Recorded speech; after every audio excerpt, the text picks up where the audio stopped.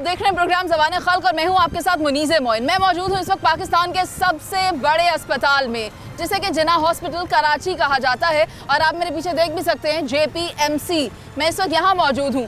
कहा यह जाता है कि यहाँ पर सहूलियात का फुकदान है, यहाँ पर जो आलात हैं वो मौजूद नहीं है, कहीं पेशेंट्स हैं तो वो भी शिकवा कुनाए दिखाई देते हैं इंतज़ामिया से भी और फिर हुकूमत के जो नुमाइंदे हैं उनसे भी। असल हकीकत क्या है इस अस्पताल के बारे में, यहाँ पर कितने पेशेंट्स आते हैं, उन्हें किस तरह का ट्रीटमेंट मिलता है, अंदर की क्या सूरत हाल है और बाहर की क्या सूरत हाल है, इस सब पर बात करेंगे आज के प्रोग्राम में। आइए चलते हैं। नाज़रीन, मैं इस वक्त सिंध के सबसे बड़े शहर कराची के सबसे बड़े अस्पताल जिना हॉस्पिटल में मौजूद हूँ और यहाँ पर एग्जीक्यूटिव डायरेक्टर जिना हॉस्पिटल डॉक्टर शाहिद रसूल मेरे साथ मौजूद हैं। कहा यह जाता है कि बेहतरीन तिब्बी सहूलियात दी जा रही हैं, मरीज़ों की जो यहाँ पर रिक्वायरमेंट्स हैं उनको पूरा किया जाता है, तमाम इक्विपमेंट्स भी बेहतरीन हैं, लेकिन असल में सूरत हाल क्या है वो डॉक्टर साहब ही ज़्यादा बेहतर बता सकते हैं, तो उन्हीं को शामिल गुफ्तगू करते हैं। अस्सलाम वालेकुम सर। वालेकुम सलाम। सर, मुझे बताएं, जिना हॉस्पिटल सबसे बड़ा अस्पताल है कराची का, तो यहाँ पर सहूलियात किस तरह की देखते हैं आप? देखिए, जिना अस्पताल शायद पाकिस्तान का सबसे बड़ा अस्पताल है, क्योंकि हमारी जो अब नोटिफाइड बेड स्ट्रेंथ है वो 2208 बेड्स हैं। तो एक बाउंड्री वॉल में शायद इतना बड़ा हॉस्पिटल कोई नहीं है। जो डिपार्टमेंट वाइज अगर आप देखें तो हमारे पास सारी स्पेशलिटीज़, सारी सब स्पेशलिटीज़, हर किस्म की फ़ैसिलिटी अवेलेबल है। और कुछ फ़ैसिलिटीज़ तो हमारी ऐसी हैं जो शायद रीजन में अवेलेबल नहीं है, जिसमें से साइबर नाइफ़ है, जिसके लिए पूरे दुनिया से पेशेंट्स आते हैं, जो free of charge cyber knife है। एक और कैंसर की मोडालिटी होती है जिसको टोमोथेरेपी कहते हैं, वो हमारे पास अवेलेबल है, वो सिर्फ पाकिस्तान या इस रीजन में कहीं नहीं है। इसके अलावा हमारे पास रोबोटिक सर्जरी अवेलेबल है, जिससे हम डायबिटीज़ की सर्जरी भी कर रहे हैं, वो भी इस रीजन में अवेलेबल नहीं है। तो कुछ चीज़ें तो हमारी बहुत हाई एंड हैं, जिसको कहते हैं कटिंग एज टेक्नोलॉजी है यहाँ पे, लेकिन कुछ चीज़ें ऐसी भी हैं जो अभी हमारी सबसे बड़ी जो हमारा मसला जो आपने पूछा कि एक्चुअल क्या है, तो वो हम 2012 में डिवॉल्व हुए थे, उसके बाद से अब तक हम हायरिंग नहीं कर सके। तो हमारी जो HR की स्ट्रेंथ थी उस वक्त कोई 2800 या 3000 के करीब थी, अब वो गिर के आधी रह गई है। लोग रिटायर हो गए, लोग चले गए, नर्सों की शदीद शॉर्टेज है, डॉक्टरों की शदीद शॉर्टेज है, फैकल्टी की शदीद शॉर्टेज है, क्योंकि इतने सालों से वो फिर इंडक्ट हुई नहीं। तो ये सब मसाइल जो हैं ये हमारे इम्पॉर्टेंट हैं, हम इनके ऊपर काम कर रहे हैं और हॉस्पिटल को 100% अपनी एबिलिटी तक लाने के लिए इन तीनों मसलों को भी हल करें। सर, स्टाफ इंडक्शन का मामला आपने उठाया, लेकिन जब आप बता रहे थे कि यहाँ पर कौन कौन सी सहूलियात हैं जो दीगर अस्पतालों में नहीं हैं, तो बड़े एहसन तरीके से आपने बताया कि हमारे पास वो सब इलाज मौजूद हैं जो कहीं और नहीं है। मुझे ये बताएं कि आपके अस्पताल में क्या मौजूद नहीं है, क्योंकि लोग शिकायत को ना है इस बारे में। मेरे ख्याल से तो ऐसी कोई सब स्पेशलिटी नहीं है हमारा जो मैं आपको आइडेंटिफाई कर सकूं। जो एक वाहिद चीज़ मेरे पास नहीं है वो बर्न्स का अभी कोई सेटअप नहीं है हमारे पास। सर, वेंटिलेटर्स के बारे में भी कहा जा रहा था यहाँ पर बहुत कम है, और कुछ पाइप्स जो इमरजेंसी में, आई डोंट नो कौन से वो पाइप्स होते हैं, वो पाइप्स की हालत भी अबतर है। तो वो जो चीज़ें सामने लाई गई हैं उनकी इस वक्त की क्या सिचुएशन है? जो हमारे पास ICU है, सर्जिकल ICU, उसके अंदर 28 बेड्स हैं, लेकिन हमारे पास जो करंटली स्टाफ है, क्योंकि उसके लिए हमें एनेस्थेटिस्ट भी चाहिए होते हैं, ICU टेक्नीशियन अलग से होते हैं, सो वो हम अभी तकरीबन 8 से 10 बेड से यूटिलाइज़ करते हैं। अगर स्टाफ पूरा हो जाए तो हम पूरे, बाकी आप इमरजेंसी के पाइप्स इंशाल्लाह अभी खुद जाएंगी, आप देख लीजिएगा कि आपको कोई ऐसी चीज़ नज़र आए तो हमें भी हाईलाइट कर दीजिए। सर, अस्पताल बड़ा होना मैटर करता है आपके लिए या बेहतरीन होना मैटर करता है? सब बेहतरीन होना मैटर करता है। अभी तो मुश्किल ये है कि जो नंबर्स हैं, मैं अगर आपको बताऊं तो 20 लाख पेशेंट OPD में आता है, और उसके अलावा जो इमरजेंसी है उसमें 1400 के करीब पेशेंट आता है दिन में। अगर आप दिन के मिनट गिने 24 घंटे में तो वो भी 1400 ही होते हैं। सर, मैं आपकी गुफ्तगू सुन रही थी, आप किसी जर्नलिस्ट से मेंशन कर रहे थे कि 55,000 ऑपरेशंस आप सालाना करते हैं? जी, सालाना करते हैं। और जब एक दिन में इतने बड़ी तादाद मरीजों की आ रही है जो आप बता रहे हैं, तो फिर हम 55,000 को ऑपरेट क्यों कर रहे हैं? इन सबको कैटर करने के लिए तो हमें सेटअप बड़ा करना पड़ेगा ना? सेटअप तो जी बड़ा करना पड़ेगा, लेकिन मेरे ख्याल से सेटअप बड़ा, मेरी जो अपनी पर्सनल थिंकिंग है वो ये है कि प्रॉबेबली और सेंटर्स भी डेवलप करने पड़ेंगे जहाँ इसी क्वालिटी की केयर हो, जहाँ इसी तरह का ट्रीटमेंट हो। क्योंकि अभी मैं आपको एक एग्जांपल देता हूँ, जैसे हीट स्ट्रोक पे पिछले दिनों बहुत एम्फेसिस था, तो हमने एक 20 बेड का यूनिट बना दिया है, जो पर्टिकुलरली अभी आप जाएंगी आप भी विज़िट कर लीजिएगा। लेकिन मुझे क्या बताएं कि कराची के लिए 20 बेड का हीट स्ट्रोक यूनिट बहुत है। सर, 3 करोड़ से ज़ायद की आबादी के लिए 20 बेड कहाँ सफिशेंट होगा? सो आप कितने भी बेड जिना अस्पताल में क्रिएट कर लें, कितनी भी बड़ी इमरजेंसी, जब तक कंसर्टेड एफर्ट नहीं होगी, जब तक आपके चारों तरफ एक नेटवर्क नहीं होगा, आप कराची के हेल्थ प्रॉब्लम्स को सॉल्व नहीं कर।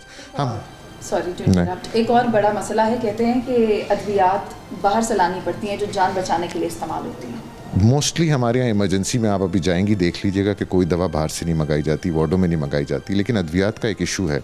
अद्वियात का सबसे बड़ा प्रॉब्लम यह है कि हमारी जो प्रोक्योरमेंट रूल्स हैं उसके हिसाब से जो रेट्स हमें मिलते हैं वो हमें वेंडर सप्लाई करने को तैयार नहीं। रेट्स 2022 के हैं, दवाई आप ख़रीद रहे हैं 2024 में। आप ख़ुद ख़रीदती होंगी दवाएं जो भी ज़रूरत घर की होती हैं, आपने देख लिया होगा कि उनके रेट 2 से 3 गुना बढ़ चुके हैं।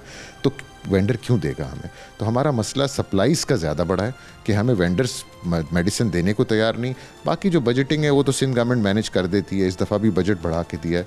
लेकिन जो भी हमारे हाई एंड एरियाज़ हैं जिनमें क्रिटिकल केयर हो रही है वहाँ कोई मेडिसिन बाहर से नहीं मंगाई जाती। इस बारे में क्या कहेंगे कि मरीज़ तो आ रहे हैं लेकिन डॉक्टर्स नहीं है, जैसा कि आपने बताया, तो डॉक्टर की इंडक्शन के लिए आपने कोई पॉलिसी फॉरवर्ड की है, कोई रिक्वेस्ट फॉरवर्ड की है जिसमें कि आपने रिक्वेस्ट की हो गवर्नमेंट से कि आप इस सिलसिले को दोबारा खोलें, हमें स्टाफ दरकार है? बल्कि ये हमने इससे एक स्टेप आगे किया, हमने पूरा प्रपोज़ल भेजा कि हमें तकरीबन 800 के करीब नर्सें, 400 टेक्नीशियन, स्पेशलिस्ट डॉक्टर्स जो कि बेसिक FCPS डिग्री रखते हों वो हों, और कंसल्टेंट जो FCPS के बाद एक्सपीरियंस, और उनको मार्केट रेट पे सैलरी दी जाए। सारा प्रोसेस बजट में आ गया, प्रोसेस कंप्लीट हो गया।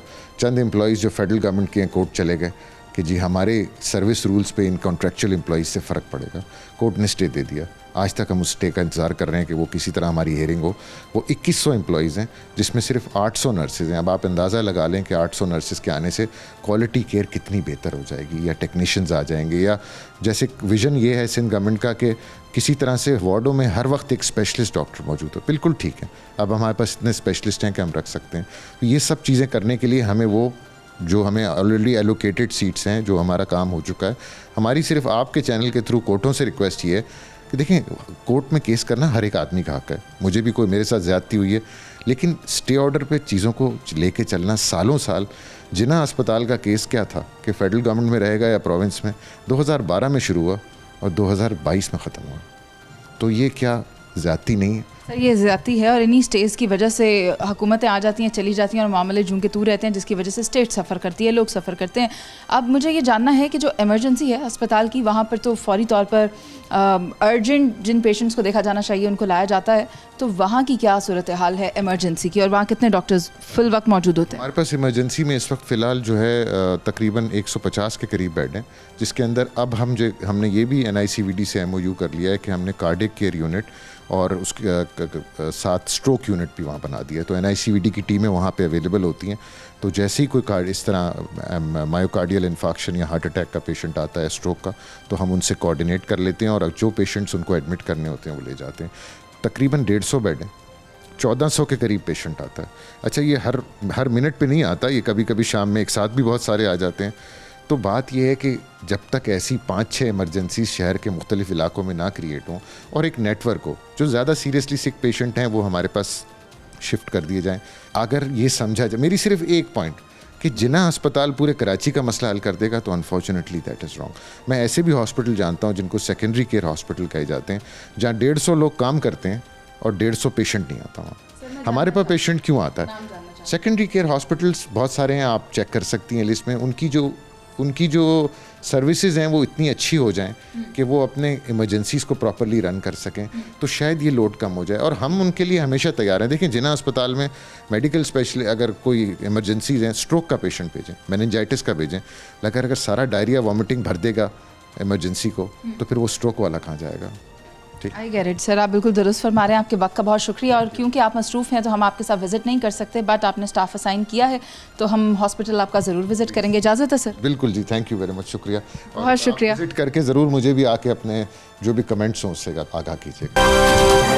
आपने देखा कि हम मौजूद थे एग्जीक्यूटिव डायरेक्टर डॉक्टर शाहिद के साथ, जिन्होंने हमें ये कहा कि आप जिना हॉस्पिटल का विज़िट करें और देखें कि यहाँ पर कौन कौन से सेंटर्स मौजूद हैं, पेशेंट्स का कितनी बड़ी तादाद में यहाँ पर आ रहे हैं, और उनका इस अस्पताल में मिलने वाले इलाज के बारे में क्या कहना है। तो सबसे पहले जब आप हॉस्पिटल आएँ, किसी भी इमरजेंसी सूरत हाल के बायस, जो कि हम कहते हैं कि खुदा न ख्वास्ता आपको कोई ऐसी सूरत हाल पैदा हो, लेकिन अगर आप आते हैं तो आप पहले इमरजेंसी का रुख करते हैं। इमरजेंसी हम आ गए, और यहाँ का विज़िट करवाने के लिए हमारे पास यहाँ पर ER कंसल्टेंट मौजूद हैं। अस्सलाम वालेकुम सर। वालेकुम सलाम। सर आपका मुकम्मल तारुफ? मेरा नाम डॉक्टर इरफान सिद्दीकी है, और मैं यहाँ शिफ्ट सारी देखता हूँ, और एज ए ER कंसल्टेंट काम करता हूँ यहाँ पे। ठीक है डॉक्टर इरफान, हम चाहेंगे कि आप हमें अंदर विज़िट करवाएं।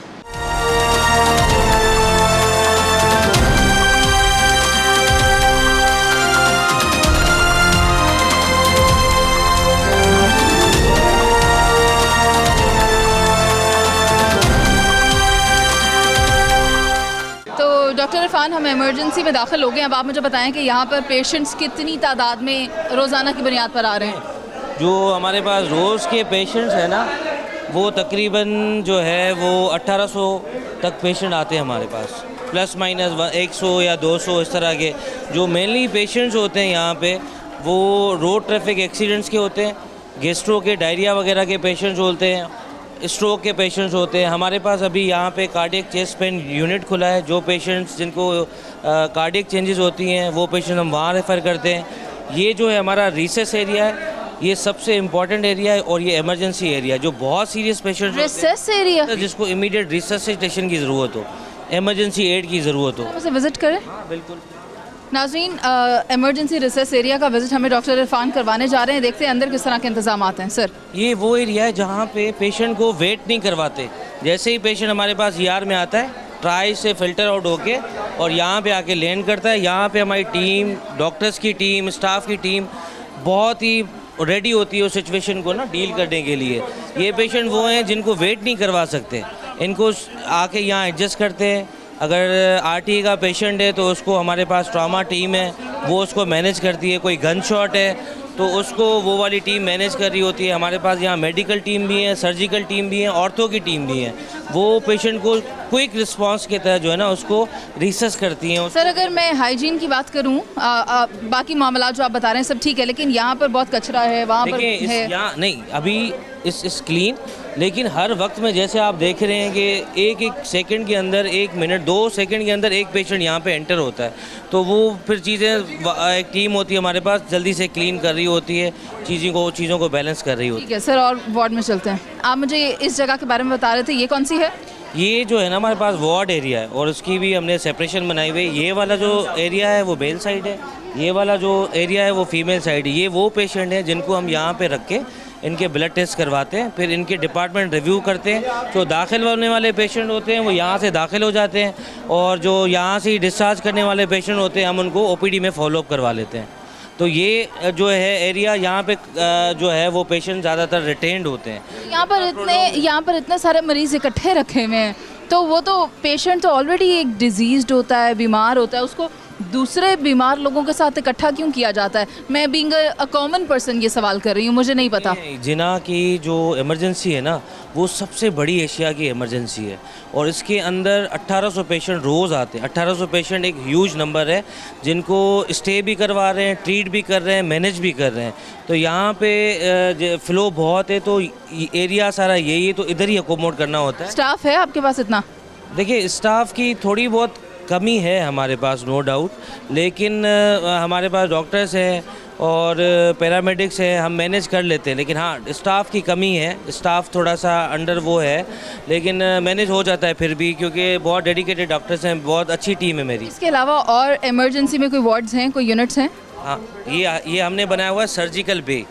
ये भी हमने अभी तकरीबन 6 महीने पहले बनाया हुआ है सर्जिकल बे, कि जो पेशेंट एब्डोमिनल पेन के साथ आ रहे थे और वो उनका अल्ट्रासाउंड में कोई गुर्दे में पत्थरी, पित्ते में पत्थरी, इस तरह के पेशेंट्स थे, तो वो हमने फ़िल्टर आउट करके ये सर्जिकल बे में वहाँ स्टे करवाते। इनके रोज़ कॉल्स होती हैं, इनके कंसल्टेंट होते हैं, वो इसको कवर करते हैं, वो आके राउंड करते हैं, फिर अपने अपने वार्ड्स में शिफ्ट करवा देते हैं मरीज़ को। ठीक है, तो अभी अंदर ये सारे वार्ड के अंदर आइडेंटिफाई होना है? बिल्कुल नहीं, ये डायग्नोस केस है सर्जरी के। अब उनका वार्ड, उनके कंसल्टेंट जो है ना यहाँ से उनको अपने वार्ड्स में ले जाएंगे, और वहाँ जिसको सर्जरी की नीड होगी वो सर्जरी कर देंगे। जिसको सारी बात ठीक है, ये सफाई का क्या करना है? मुझे ये कचरा जो नीचे दिखाई दे रहा है, देखिए पेशेंट का फ्लो इतना है, अभी सभी राउंड द क्लॉक सफाई होती है हमारे पास। यहाँ के एक मखसूस स्वीपर्स हैं, सारी चीज़ें हैं, लेकिन पेशेंट का फ़्लो इतना है तो एक एक सेकंड में वो सारी चीज़ें वो होती हैं। सफाई इतनी बुरी नहीं है जितने हिसाब से मरीज़ हमारे पास आ रहे हैं। ठीक है, यानी पेशेंट फ्लो बहुत ज़्यादा है और फ्लो है हमारे पास। नाज़रीन, आपने देखा कि डॉक्टर इरफान का ये कहना है कि यहाँ पर पेशेंट्स का इन्फ्लक्स बहुत ज़्यादा है, जिसके बाइस जो पैरामेडिक्स है उसकी हमारे पास किल्लत है, सफाई सुथराई का निज़ाम जो यहाँ पर इंश्योर करते हैं उनकी भी किल्लत है। लेकिन हम इस चीज़ को इंश्योर कर रहे हैं कि पेशेंट्स को आइडेंटिफाई किया जाए, उनको जहाँ जहाँ ट्रांसफ़र करना है, जिस वार्ड में वहाँ पर उन्हें भेजा जाए। नाज़रीन, सर्जिकल वार्ड में हम मौजूद हैं और ये गेटअप इसीलिए हमें डॉक्टर सद्दाम साले ने करवाया है क्योंकि ये अंदर आने की रिक्वायरमेंट है। इस यूनिफॉर्म के बगैर अंदर कोई नहीं आता, जिसे किट कहते हैं, मेडिकल किट शायद। तो डॉक्टर सद्दाम साले यहाँ पर असिस्टेंट डायरेक्टर हैं और रोबोटिक सर्जन भी हैं, तो हम इन्हीं के साथ विजिट करते हैं और ये हमें बताएंगे कि यहाँ कौन कौन से वार्ड हैं। अस्सलाम वालेकुम सर। अस्सलाम वालेकुम, मेरा नाम डॉक्टर सद्दाम हुसैन है। यहाँ पे आप जनरल सर्जिकल कॉम्प्लेक्स में खड़ी हुई हैं, ओटी कॉम्प्लेक्स है। यहाँ पे हमारे पास डिफरेंट सर्जरीज यहाँ पे वार्ड्स हैं जो सर्जरी। सर साथ साथ विजिट करें। जी आप आ जाएँ हमारे साथ, मैं आपको दिखा भी देता हूँ। हमारे पास डिफरेंट सर्जरीज यहाँ पे परफॉर्म हो रही हैं। हमारे पास यहाँ पे 10 ऑपरेशन थिएटर्स हैं और उसके अलावा उस 10 ऑपरेशन थिएटर्स में हम एक robotic surgery, one of the latest technologies से हम सर्जरीज परफॉर्म करा रहे हैं। वहाँ पे डिफरेंट फील्ड ऑफ सर्जरीज हैं। यहाँ पे जनरल सर्जरी ऑपरेट कर रहे हैं पेशेंट्स को, ऑर्थोपेडिक सर्जरीज ऑपरेट कर रहे हैं। उसके अलावा यहाँ पे हमारे पास गायनेकोलॉजिकल सर्जरीज भी हैं। उनके सर्जन से हमारे डिफरेंट स्पेशलिटीज़ के वो यहाँ पे सर्जरी। अच्छा, काफ़ी सारी सर्जरीज यहाँ पर मौजूद है जिनके बारे में आप हमें ब्रीफ कर रहे हैं। सबसे पहले हमें आप कहाँ लेकर जा रहे हैं सर? अब मैं आपको पहले थिएटर्स दिखा रहा हूँ और हमारी फार्मेसी है जहाँ से स्टार्ट हो रहा है हमारे थिएटर्स। इसके अलावा हमारे पास यहाँ पे थिएटर्स हैं, ऑर्थोपेडिक सर्जरी के थिएटर्स चल रहे हैं यहाँ पे। ये हमारे पास OT-16 है और OT-15, ये हमारे डेडिकेटेड ऑर्थोपेडिक्स के थिएटर्स हैं। यहाँ पे आप दिखा सकते हैं, यहाँ पे सर्जन्स हमारे ऑपरेट कर रहे हैं। ये इस वक्त सर्जरी हो रही है? हमारे पास ये सर्जरी हो रही है, इम्प्लांट सर्जरी हो रही है ऑर्थोपेडिक्स की। इम्प्लांट सर्जरी क्या होती है? इम्प्लांट सर्जरी के कोई भी पेशेंट है, उसका कोई भी बोन या कोई भी टूट चुका है, उसके बाद हम लेटेस्ट टेक्नोलॉजी से उनको इम्प्लांट्स लगा के वो सारी चीज़ें ठीक कर देते हैं। जैसे हमारे पास THR होता है, TKR, कोई भी हमारा नी का बोन टूट जाता है तो हम उसको एक आर्जी तौर पे नी लगा देते हैं उस इम्प्लांट। ठीक है, वो जिसके ऊपर मेटल से उसको फिक्स करते हैं। जी बिल्कुल। ये हमारे पास OT-15 है, ये भी हमारे ऑर्थोपेडिक सर्जरी का थिएटर चल रहा है। ठीक है, हमारे पास पेशेंट अभी आप देख सकते हैं कि अंडर हो रहा है। उसके अलावा हमारा वो थिएटर जो है वो डेडिकेटेड एक थोरेसिक सर्जरी का थिएटर है। ठीक है, वहाँ पे सिर्फ हमारी थोरेसिक सर्जरीज परफॉर्म वो कौन सी होती है? वो चेस्ट की सर्जरीज, चेस्ट के ट्यूमर्स और इस तरह के कोई ट्रामेटिक सर्जरीज जो चेस्ट में हमारे पास हो रही हैं। ठीक है, उसके अलावा हमारे पास ये जो सारी, ये तो ऐसा लगता है हमें जैसे कि हम किसी एक इंटरनेशनल हॉस्पिटल में आ गए, जबकि बाकी के जन अस्पताल में ऐसा व्यू नहीं मिलता। क्यों? अच्छा, हम देखें जब से हमारे एग्जीक्यूटिव डायरेक्टर शाहिद रसूल साहब आए हैं, तब से हमारी जो इनोवेशंस हैं वो मज़ीद स्टार्ट हो गई हैं। ठीक है, हमने ये जो चीज़ें उनके ड्यूरेशंस में स्टार्ट की हैं। ठीक है, उनका यहाँ पे वो खुद भी सर्जन है, तो वो उनकी बहुत ज़्यादा गहरी नज़र है इन ऑपरेशन थिएटर्स पे और चीज़ों पे। तो वो अल्हम्दुलिल्लाह अभी हमारे इसी तरह से मेडिकल कॉम्प्लेक्स भी खुल रहा है, तो वो भी आपको आप अगले 1-2 साल के बाद आएंगे अल्हम्दुलिल्लाह, हम under supervision of doctor Shahid रसूल ही होंगे। अल्लाह करे जो आपके कॉम्प्लेक्स से आपको इंटरनेशनल सेटअप भी मिलेगा। सर मैं कहती हूँ जो आप कॉम्प्लेक्स खोल रहे हैं, अल्लाह करे आपको स्टाफ भी उसी तरह मुयसर आए। मुझे किसी एक OT के अंदर अगर आप ले जाएं तो आप OT में अलो नहीं हो सकता, क्योंकि अंदर कुछ रिस्ट्रिक्शंस होती हैं। यहाँ तक हम आपको SOPs फॉलो करा सकते हैं, अंदर आप पूरे स्क्रब्ड होकर जा सकती हैं। उस हिसाब से मैं आपको पेशेंट से मिलवा सकता हूँ रिकवरी बे पे, जो हमारे पेशेंट कुछ वेट कर रहे हैं सर्जरीज के लिए और कुछ सर्जरीज हो चुकी हैं। ठीक है सर, ये कौन सी जगह? ये हमारे पास रिकवरी बे है। ये वो बे है जब हमारा पेशेंट ऑपरेशन थिएटर में जाता है, ऑपरेट होता है, उसके बाद जो पोस्ट ऑपरेटिव इमीडिएट उसको केयर मिलता है, यहाँ पे मिलता है। यहाँ तो कोई है ही नहीं पेशेंट हमारे सारे ऑपरेट हो रहे हैं। इसकी वजह से हमारे पास वो OT टीम खड़ी हुई है, हमारे पास रिकवरी बे के खड़े हुए हैं, अंदर सर्जन्स ऑपरेट कर रहे हैं, उसके बाद पेशेंट्स यहाँ पे। मैंने मजाक किया था वैसे। नाजरीन बाहर चलते हैं और रोबोटिक वाला देखते हैं। बताया जा रहा है रोबोटिक सर्जरी वो होती है जो रोबोट्स ऑपरेट करते हैं। इंटरेस्टिंग है, मैंने नहीं पहले सुना। तो अब हम डॉक्टर सद्दाम के साथ रोबोटिक सर्जरी के वार्ड में चलते हैं। सर ये ऑपरेशन थिएटर है? जी, ये हमारे पास जो थिएटर है ये इंटीग्रेटेड ऑपरेशन थिएटर है। हमारे पास different type of operation theatres होते हैं। ये मोस्ट एडवांस टेक्नोलॉजीज से कंप्लीट एक ऑपरेशन थिएटर है, जिसमें एक ऑनलाइन सेटअप है। आप स्क्रीन देख सकते हैं यहाँ से, और ये जो स्क्रीन है यहाँ से हम during surgery online international surgeon से भी बात कर सकते हैं। कैमरा है कि हम उन्हें दिखा सकें कि देखिए ये हमारे पेशेंट की कंडीशन है, अब आप बताएं कि हमें इस पर क्या करना है। वो ये ऑन होता है, इसके थ्रू ये कैमरा यहाँ से एक्सेस करता है। यहाँ पे हमें कैमरा लगाते हैं, उसके हिसाब से ये एक्सेस करता है और वहाँ से हम रिमोट से स्टार्ट करते हैं, तो यहाँ से हम बात कर सकते हैं। तो ये बंद है? ये अभी बंद है, क्योंकि ये आपको हम थिएटर उसमें दिखा के मैं आपको ओवरव्यू दे रहा था कि हमारे पास ऑपरेशन थिएटर किस तरह से होता है। ठीक है जी, ठीक है। और यहाँ पर इसकी ख़ास बात यह है कि यहाँ पर ह्यूमन डॉक्टर्स ऑपरेट नहीं करेंगे, यहाँ पर रोबोट्स ऑपरेट करेंगे। जी, यहाँ रोबोटिक सर्जरी इस तरह से होता है कि रोबोट की जस्ट आर्म्स जो होती हैं वो पेशेंट के इनसाइड होती हैं, मगर उसकी जो पूरी एक्सेस होती है वो सर्जन के पास ही होती है। वो ह्यूमन ही ऑपरेट कर रहा होता है, हमारे पास परमिशन होती है। हम जब आर्म को अलो करते हैं, कंसोल पे हम बैठे होते हैं, कंसोल से हम अलो करते हैं तो तब वो ऑपरेट करता है। वो पूरा हमारे कंसोल में ही होता है। ठीक है, यानी कि रोबोट ह्यूमन कंट्रोल कर रहा होता है, रोबोट ऑटोमेटिक नहीं होता, ऐसे ही है ना?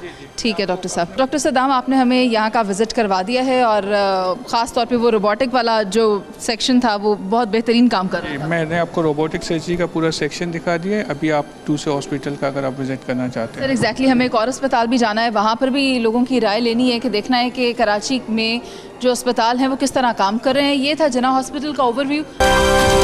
अभी तक तो मैंने आपको बहुत शानदार सर्विसेज दिखाई हैं जो जिन्ना हॉस्पिटल में दी जा रही हैं। अंदर डॉक्टर्स भी हमारे साथ हर वार्ड में मौजूद थे और आपने देखा कि इंतहाई शानदार किस्म का ये अस्पताल मौजूद है जहाँ बेहतरीन सहूलियात दी जा रही हैं जो शायद पाकिस्तान के किसी और हॉस्पिटल में मौजूद नहीं होंगी। बहुत ज़्यादा नई चीज़ें यहाँ पर लॉन्च की जानी है जैसा कि हमें बताया यहाँ पर एग्जीक्यूटिव डायरेक्टर साहब ने। लेकिन मैं आपको दिखाने जा रही हूँ एक दूसरा रुख है, ये जिन्ना अस्पताल के अंदर का ही मामला, और आप भी देखेंगे और हैरान हो जाएंगे। खैर ये मत सोचिएगा कि मैं किसी धोबी घाट में खड़ी हूँ, क्योंकि यहाँ पौधों के ऊपर कपड़े सूख रहे हैं, या ये मेरी राइट साइड पर जो जगह है इसके ऊपर बचा हुआ खाना फेंका हुआ है किसी ने। मेरे कैमरामैन भी अगर आपको दिखाएं तो ये देखें, ये यहाँ पर खाना फेंका हुआ है। ये वो जगह है जहाँ पर लोग अपने इलाज के लिए आते हैं, इलाज के गर्ज से आते हैं। एक नज़र दौड़ा कर देखें कि यहाँ पर लोग ज़मीन पर पड़े हुए हैं, बेयारो मददगार, बेहाल, गर्मी, पीने का पानी नहीं, कचरा कूड़ा सब यहीं पर है। यहाँ तक कि ये भी देखें, ये दरख्त के ऊपर कमीज़ सूख रही है, ये देखें। इसका मतलब ये लोग यहाँ पर काफ़ी अरसे से मौजूद हैं। और वो जहाँ पर वो ढेर सारा सामान पड़ा हुआ है, ये कागजात हैं। ये बेटा मामा कहाँ हैं, मामा कहाँ हैं? उसको नहीं पता मामा कहाँ हैं, लेकिन ये जो फाइलें हैं ये किसी हॉस्पिटल की फ़ाइल से दिखाई देती हैं। तो फैमिली उनकी वहाँ बैठी हुई है, हम उनके पास चलते हैं, उनसे बात करते हैं। अस्सलाम वालेकुम भाई। वालेकुम सलाम। भाई मुझे बताएं, इधर जिन्ना अस्पताल में ये बाहर पार्क में गंदे से यहाँ ज़मीन पे क्या कर रहे हैं? मेरा बेटा जो एडमिट है वो नीरो में दाखिल है, कुछ वैसे रह रहे हैं। 2 बच्चे हैं मेरे इधर, एक बच्चा वहाँ पे, वाइफ मेरी वहाँ पे, और हम लोग यहाँ पे रह रहे हैं। कितने दिन से? हम लोग तकरीबन 3 महीने हो गए। 3 महीने इधर रहते हैं आप? 3 महीने से पहली तारीख को आए हुए हैं, 1 महीना ये पूरा हो रहा है। सोते कैसे, बाथरूम कहाँ जाते, खाते पीते कैसे? खाते पीते यहाँ पे मिलता है, न्याज वगैरह वो लेते हैं हम लोग। और बाथरूम ये मस्जिद के खुले होते हैं, या तो हम लोग पैसों पे जाते हैं। अस्पताल आके पैसे दे के बाथरूम जाते हैं? और क्या करें हम लोग, इधर तो कभी मजबूर बने रहते तो जाते हैं हम लोग कहीं। सोते किधर हैं? कहीं यहीं पे सोते हैं हम लोग। और ये जो कपड़े धो के डाले हुए हैं ये धोए किधर? ये हम लोग बाहर से धो के आते हैं, किधर वाटर सप्लाई से या इधर उधर से धो के आते हैं। कोई इंतजाम नहीं, अंदर की कोई जगह नहीं बैठने की, रहने की? नहीं, रहने की कोई जगह नहीं है। ये पार्क देख रहा है अब हम लोग। गर्मी भी तो देखे ना, 1 मरीज लेके आए हैं, 4 मरीज लेके जाने हैं, हीट स्ट्रोक भी चल रहा है। वो तो है, पर अभी मजबूर, ऑपरेशन नहीं हो रहा है। अब लोग कब से आए हैं, अभी तक तो ऑपरेशन नहीं हुआ है। क्यों नहीं हो रहा है? पता नहीं, अभी डॉक्टरों की मर्जी है, हम लोग नहीं बोल सकते। गरीब आदमी बोलते तो हम लोग बोलते हैं आपको छुट्टी दे देंगे, फिर क्या करेंगे। ये तो मुसलफ है ना, हम लोग खाने के लिए पीने के लिए परेशान है। एक कमाने वाला बंदा हूँ, तो मेरा बेटा एडमिट है और मैं यहाँ पे ख्वार हो रहा हूँ, क्या करूँ, गरीब आदमी कहाँ से जाऊँ। दिहाड़ी नहीं बनाई कोई 3 महीने? नहीं बना सकते, कहाँ बना सकते। हम लोग ठट्टा से आए हैं, हम लोग यहाँ पे तो गाँव नहीं है। अस्सलाम वालेकुम भाई। वालेकुम। आप क्या कर रहे हैं यहाँ पे? यहाँ पे मैं एक मरीज़ हैं, उनको लेके आया हूँ। 10 दिन से जो है मैं आना जाना कर रहा हूँ मैं। वो अभी तक एडमिट उनको करा नहीं हैगा, उनको कैंसर हैगा मुंह का, सही है ना। उनको मैं इस कंडीशन में लेके आया था कि जैसे किसी ने बकरा ज़िबा कर दिया और यहाँ से ब्लीडिंग हुई थी, ठीक है। रात के टाइम में लेके आया हूँ मैं उनको, सारी रात जो है उनको जो है बाहर लेके बैठा रहा हूँ मैं। एमरजेंसी में मैंने दिखाया, एमरजेंसी में उन्होंने ट्रीटमेंट वगैरह दिए। फिर उसके बाद जो है उन्होंने कहा कि 4 नंबर वार्ड चले जाएँ। 4 नंबर वार्ड लेके गया हूँ, उन्होंने कहा कि जी सुबह OPD में आइएगा, जब जाके फिर उनको एडमिट किया जाएगा। फिर मैं उनको वापस इमरजेंसी में लेके गया, उनसे रिक्वेस्ट करी कि भाई वो तो जमा नहीं कर रहे हैं, लिहाजा इनकी कंडीशन तो इस किस्म की है कि आपको कि किसी ने बकरा ज़िबा कर दिया, इस तरीके से ब्लीडिंग हो रही थी, ठीक है। कोई मतलब सही तरीके से देखा नहीं, मगर इमरजेंसी वालों ने थोड़ा सा मेरे साथ कोऑपरेट करा। कोऑपरेट करने के बाद ये करा उन्होंने कि ठीक है, उन्होंने सारी रात वहाँ पर गुजारने के लिए दी। फिर सुबह OPD करवाई, OPD करवाने के बाद उनको जो है कैंसर उसमें वार्ड में तो जो वो नहीं करा, उन्होंने 5 नंबर वार्ड में जो है एडमिट कर लिया। फिर 3-4 दिन उनका वहाँ पे ट्रीटमेंट होता रहा कि ब्लड चढ़ता रहा। 2 दिन दो ब्लड हुए, मगर ब्लड भी जो है वहाँ पे अरेंज करना पड़ा, खून वगैरह जो है ख़रीदना पड़ा। ख़रीद के जो है उनको ये ब्लड जो है दिया गया। इस तरीके से 10 दिन से जो है ना आने जाना हो रहा है, मगर एडमिट कोई नहीं कर रहा। अस्सलाम वालेकुम। वालेकुम सलाम। क्या मसला है, यहाँ क्यों बैठे हैं? बस मैं क्यों बैठूँ ये अल्लाह जानता है बेटा। मेरे को 5 साल हो गए, रचौली का मसला है। पहले सिविल में दौड़ती रही, अब जीना में 3 साल से दौड़ रही हूँ। अभी बोलते हैं ये सिटी स्कैन होगा, ये तकरीबन लिख के दिया हुआ है, इन लोगों ने तारीखें डाल देते हैं। इससे पहले की भी रिपोर्टें हैं, सब रिपोर्टों से भी नहीं हो पा रहा है। अभी मेरा मसला यही है। ब्लड सैंपल कितनी देर का रखा हुआ है? ये तकरीबन 11 तारीख का पड़ा हुआ है, इस महीने की? इस महीने की 11 तारीख का बेटा।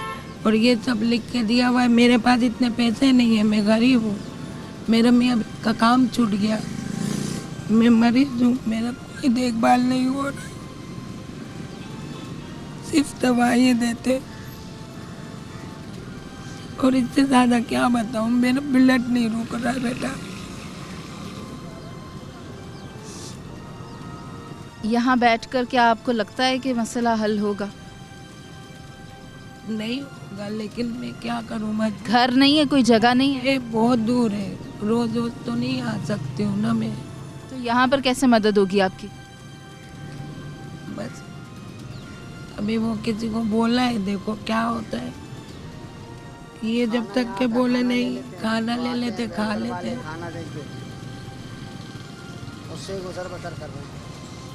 क्या कह रहे हैं आप?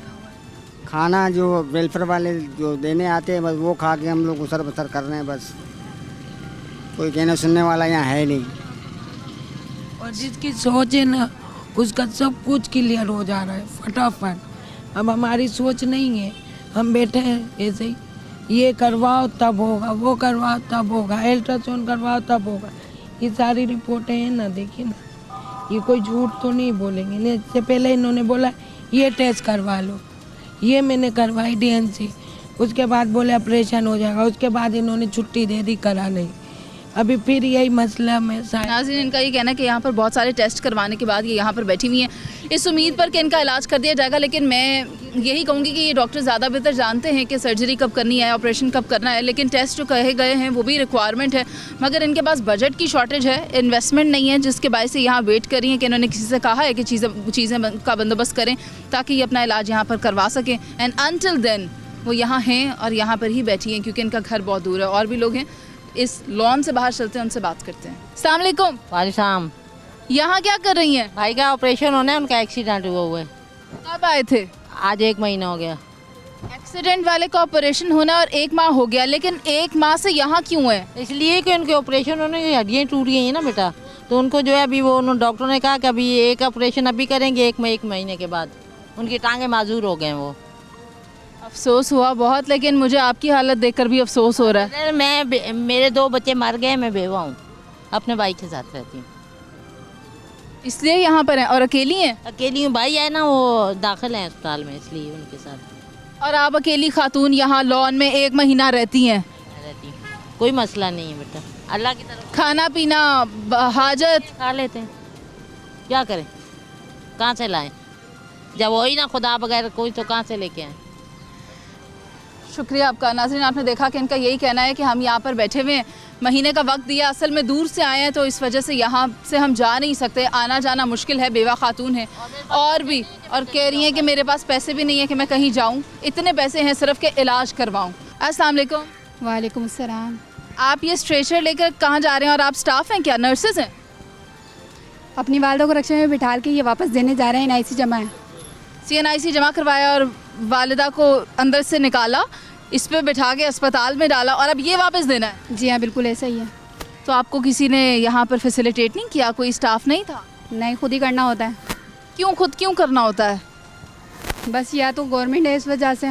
और 2 खवातीन हैं आप, कोई मर्द नहीं है साथ? भाई थे, होते हैं, अभी अभी जॉब लगी है ना, तो जॉब छोड़ नहीं सकते हैं, घर का खर्चा भी चलाना होता है, बहुत सारी जिम्मेदारियाँ होती हैं ना साथ में। वो दूसरी चली गई, वरना मैंने कहना था उसको इस पे बिठा लो और आप चला लो, फिर बाद में 5 मिनट बाद जाके ना आप बैठ जाना, उसको कहना घसीट ले, मिलकर चला लो। अल्लाह बड़ा बादशाह है, सब हो जाता है, हिम्मत होनी चाहिए बस। नाज़रीन, इन ख़वातीन का ये कहना था कि अल्लाह ताला की मर्ज़ी है, इसीलिए हम यहाँ तक आए हैं। अपनी वालिदा को भी अपने कंधों पर इस स्ट्रेचर पर घसीट कर लेकर गए हैं और रिक्शे में डाला है।